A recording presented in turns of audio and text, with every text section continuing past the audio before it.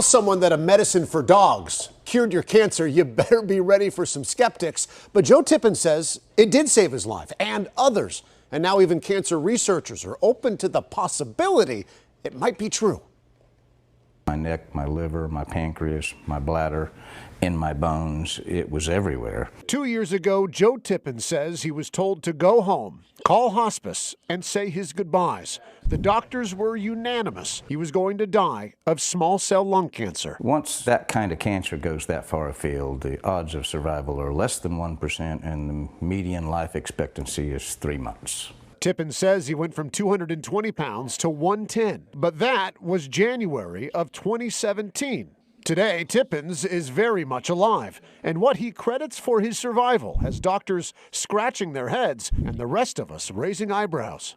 About half the people think I'm just crazy, and half the people want to know more and dig deeper. Tippin says he got a tip, not from a pharmacist, but a veterinarian. And in his desperation, he turned from people medicine to dog medicine, specifically fembendazole, or what you give a dog when it has worms. Truth is stranger than fiction, you know. Just 3 months later, Tippin says his cancer was gone. I'm usually skeptical, and I was, and maybe still am, about this one. But there's an interesting background to this. Cancer researchers like Stephen Prescott are skeptical, but they also are not dismissing this anti-parasitic's potential. He says Tippins is not the first person to potentially benefit, and maybe not the last. Scientists at many credible places have done work on this for years. But was it the dog dewormer, or was it something else? Tippins took the dog medicine with daily vitamin E supplements and CBD oil. He was also taking an experimental cancer-fighting drug. But Tippin says out of the 1,100 patients on that clinical trial, he was the only one cleared of cancer. Tippin says he was saved by the dog dewormer, and he plans to take it for the rest of his life. Well, my insurance company spent $1.2 million on me with traditional means before I switched to a $5 a week medicine that actually saved me.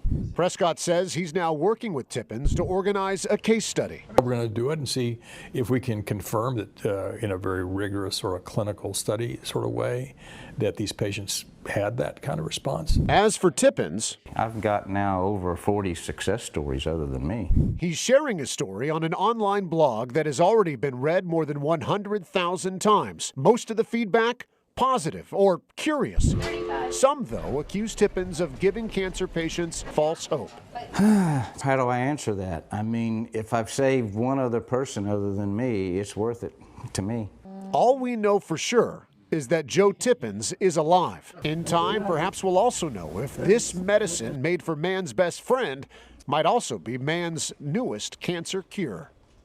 Fascinating. You know, when you're in the fight for your life, you don't care what it is. If it works for you, it works. Yeah, absolutely. And he says, listen, I'm not a doctor. I'm not an expert. I cannot tell people to take this. I can't. He said, but it worked for me. And if somebody else wants to do the same thing, then they can do it too. Interesting thing, though, is that, you know, he mentioned $5 for that. He says it's actually doubled in price because when you type in fembendazole in Google, one of the first or second things that pops up is cancer cure. Wow. So the talk is out there. More and more people are catching on, but just incredible story. Evan, thank you. Yeah.